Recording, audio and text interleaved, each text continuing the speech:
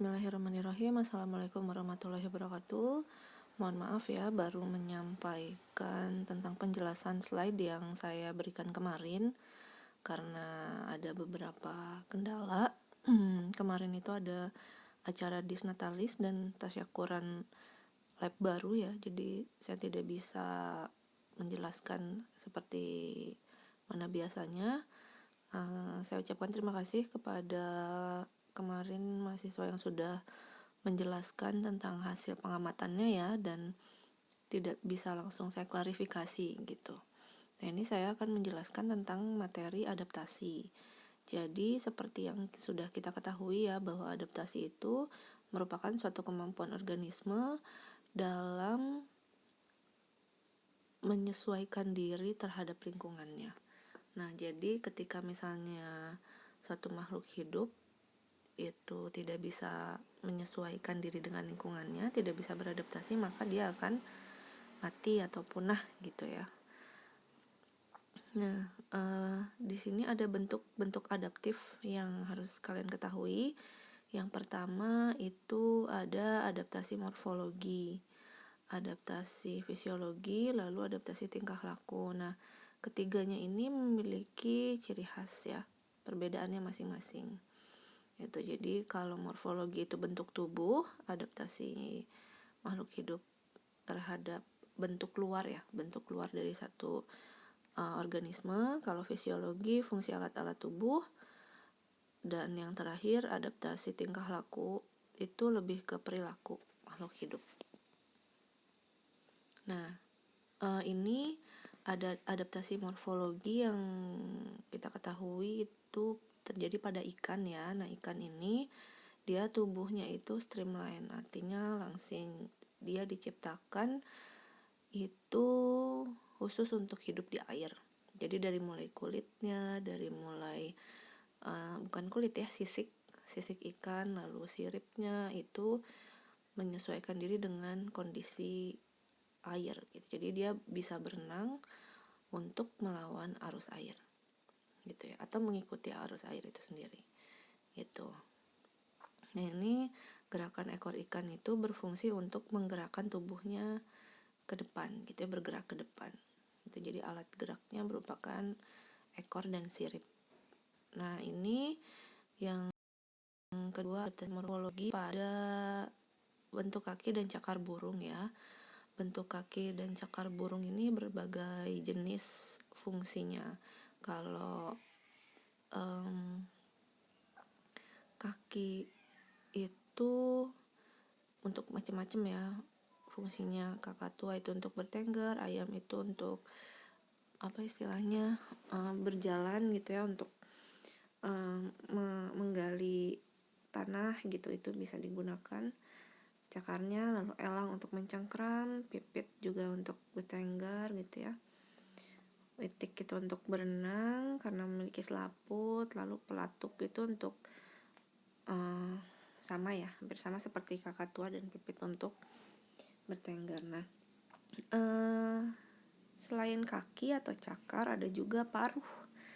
Nah, paruh pada burung juga beraneka ragam bentuknya dan fungsinya juga gitu ya. Ada untuk pemakan biji itu pada pipit, burung pipit, pemakan daging pada elang, bebek itu untuk istilahnya menyaring makanan yang ada di lumpur gitu atau di air.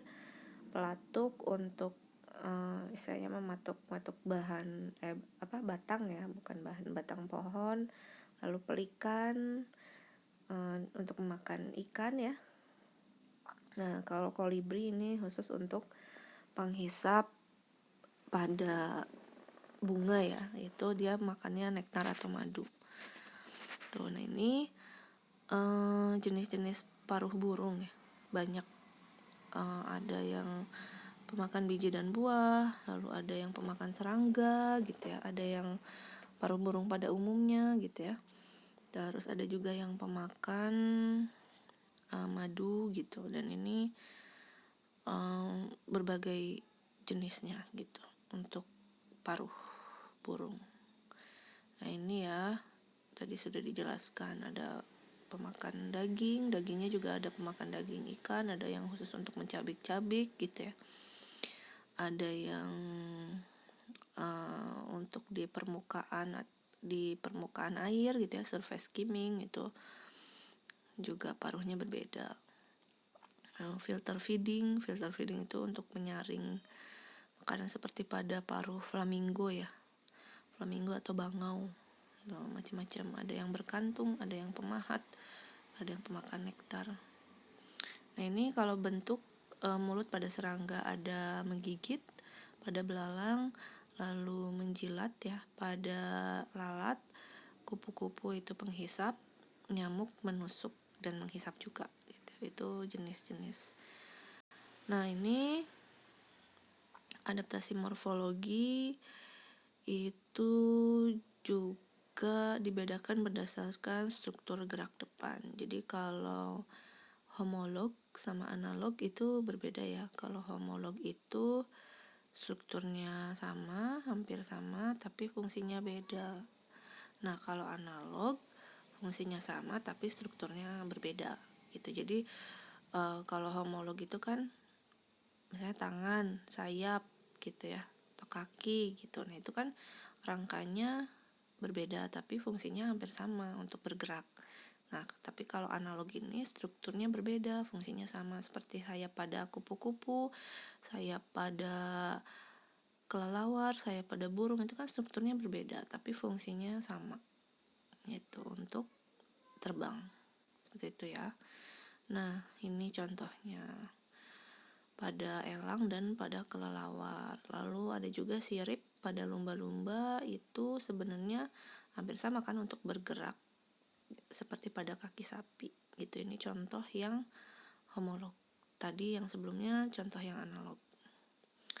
Nah ini adaptasi morfologi pada tumbuhan ya. Nah yang tumbuhannya itu menyesuaikan diri terhadap tempat hidupnya. Salah satunya kadar air. Nah itu teratai yang paling atas yang berwarna merah muda topping ya, yang sebelah kanan yang backgroundnya hitam itu eceng gondok, yang bawah itu sudah pada toya kaktus. Nah masing-masing tumbuhan ini dia memiliki adaptasi yang berbeda terhadap tempat tinggalnya. Itu. Ini contohnya tumbuhan xerophyt atau kering gitu ya. Dia menyesuaikan diri dengan memodifikasi daunnya menjadi duri. Lalu dia punya akar yang sangat panjang gitu ya untuk menyerap air di permukaan tanah. Itu.